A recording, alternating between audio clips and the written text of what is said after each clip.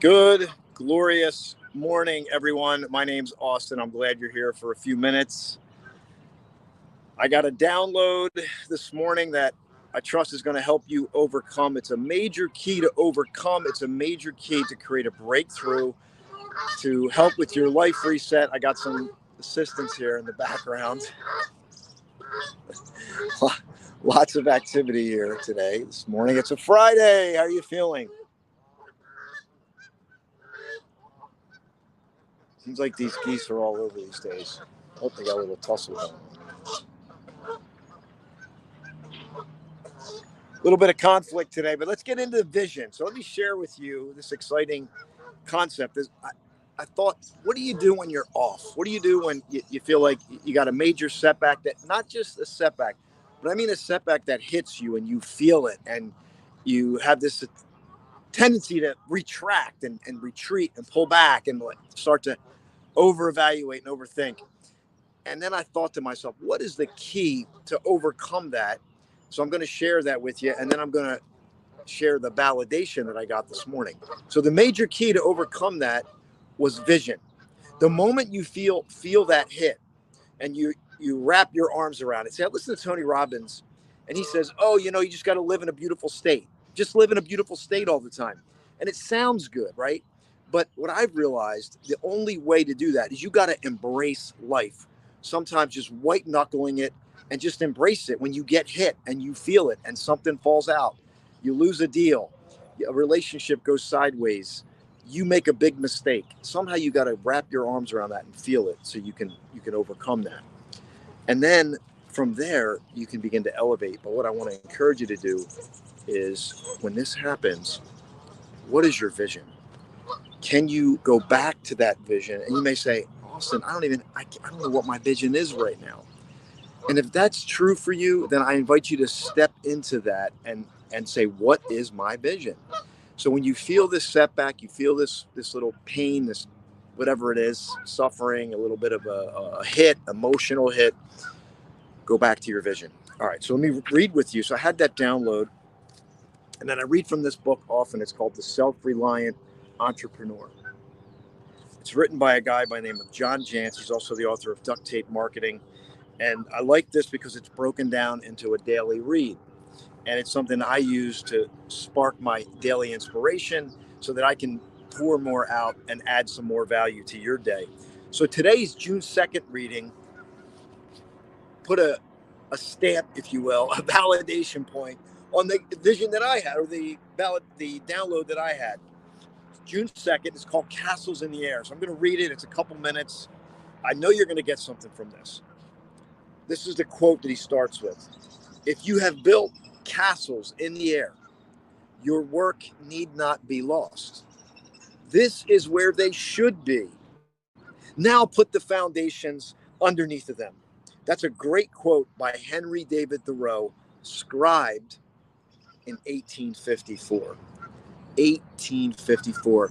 We think we're so advanced, but these concepts are woven in through the fabric of humankind in different ways, in different iterations, different interpretations, and we get to go back to them and let them speak to us again. Good morning, Kerry. We got some folks jumping on, and by the way, if you're on here, say hello. Give me your name, a shout out. I'll call your name out. Now let me go on to the reading part here.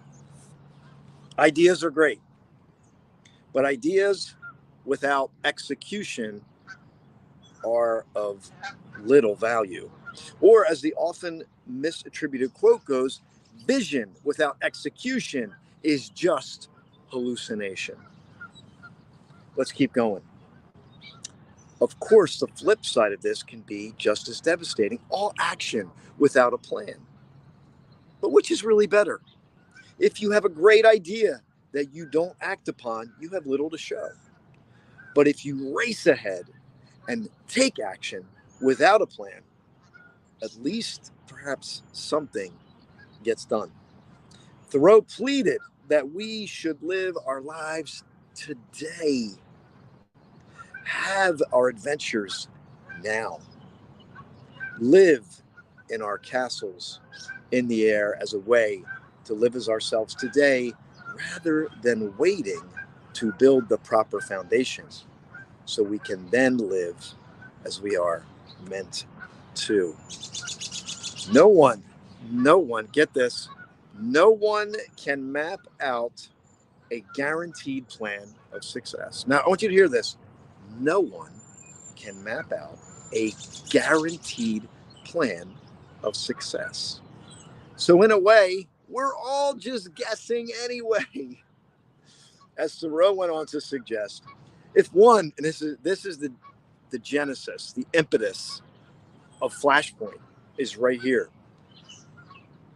And that's why I love it. And by the way, Carrie, I'm going to be traveling up to Connecticut. I'm going to go up there. I'm going to sit on Walden Pond there, and I'm going to do a video. I'll talk. That's just came to me this morning too. I want to get into that ethos, if you will. But let's go on here. As Thoreau went to suggest, if one advances confidently in the direction of his dreams and endeavors to live the life which he has imagined, he will meet with a success unexpected in common hours. And let me just say, this was written in 1850s. It's his or her. If one advances confidently in the direction of his or her dreams and endeavors to live the life which he or she has imagined, he or she will meet with a success unexpected in common hours. And I'll tell you, I just had another validation on that. If you study Robert Zemeckis, the great director, he was headed for the rocks in Hollywood. He had done some stinkers. He did the movie 1941, which was a comedy about World War II, like the Jap. So he did not have a good reputation in Hollywood. He liked to push the envelope. He was headed for failure. He was stereotyped. But then he did the movie Romancing the Stone, which was this sideline project, and it became successful. And then he did this other little movie that had a little success. It was called Back to the Future. Back to the Future was a major success.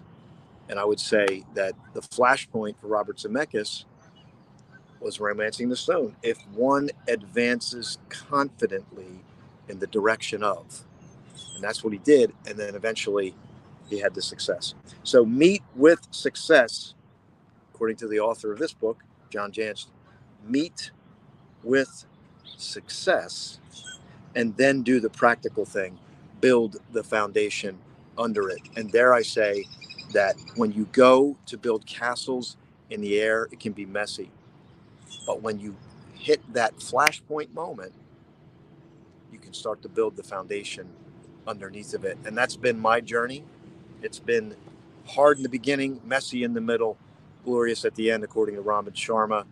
And I believe that to be true. And many of us, it's hard to embrace the mess of it. It's hard. But here's what you can do. And this is what I said. And I'm going to share my validation again, is when you are faced with a setback, an emotional hit that you feel, and you might shake, quake, get angry,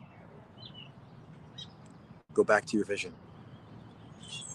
Let your vision lead you. And that vision may not be clear because many folks don't have a vision. Thanks, Carrie. Hey, Mandy, good to see you. Let me see if I can. Okay, look at that. I can do this. I'm on the phone here. But if you're here, it's Friday. Say hello. Don't be a stranger. Like, we're here together. We're all journeying together. No one has this figured out. I'm in the messy middle. So you're in the messy middle. You got to go to your vision. What is your vision? Look, right? Look at this place. I come to these places because it helps me dial into my vision and what I see. Because I lose sight. Sometimes we put our heads down. Just think, when you are in the middle or you're in the messy middle, you can put your head down. But lift your head up. I did this morning, or it was last night. I just lifted my head up.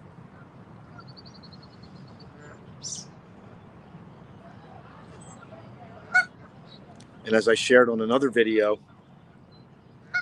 all great landscape painters know, and by the way, I'm not a great landscape painter, that when you are doing a landscape painting, you start with the horizon. So if you don't have your vision, what is your horizon? Start with the horizon. What if I could? What would it look like if? Where could I potentially be? What has helped me in the past that could fuel my vision for the future? Get the horizon painted in your mind. And then as great landscape painters know, once you have the horizon on the canvas, you can then add all the details. A tree here, a river, a stream, a rock. So if you think about that, same thing as build castles in the air and then build the foundations underneath of it. Paint the vision as grand and as beautiful colors as that resonates with your heart. Splash the colors, get the horizon up, and then begin to put the foundation underneath of it. And then the question he ponders, which really hit me, because he has a question every day: what are you missing? Listen to this. What are you missing by choosing to focus on the foundation for your vision?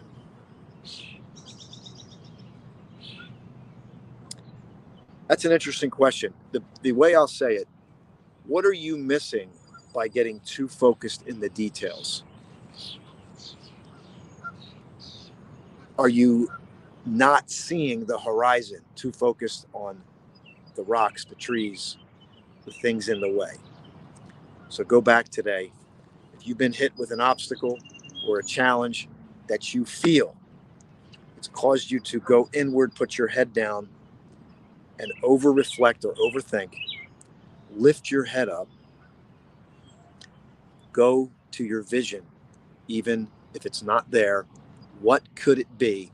Begin to paint that horizon, that high aspiration. Let your imagination dance. Most people live in their logic and their imagination is starving. Or conversely, some people are too imaginative, they don't have the foundation. But the key to today's message is to get the vision, build the castles in the air. You can always build the foundation underneath of it. Thanks for listening today. Let's see. A foundation is unseen. It's what is above that is seen. And so as we close, Mandy's quote here, are you focusing too much on the foundation and you're missing the grand vision and your emotions are depleted? Or can you focus on the grand vision that fires up your emotions, paint that success, and then build the foundations underneath of it? Have a wonderful Friday, everyone. My name's Austin J. Haynes. I'm the author of Flashpoint, Manifesting the Moment of Your Big Breakthrough. I'm working on the second book, two more books really, but Midlife Oasis. You thought it was the end. It was only a glorious new beginning in disguise. Midlife Oasis. And there's a poetry book coming out, Seeds of Infinitude. Seeds of Infinitude. If you got this video today, I'm honored and humbled to be on your journey. And let me know if you got something from this. Have a wonderful, beautiful, fantastic, glorious day. Lift your head up. Look to the horizon. The best is yet to come.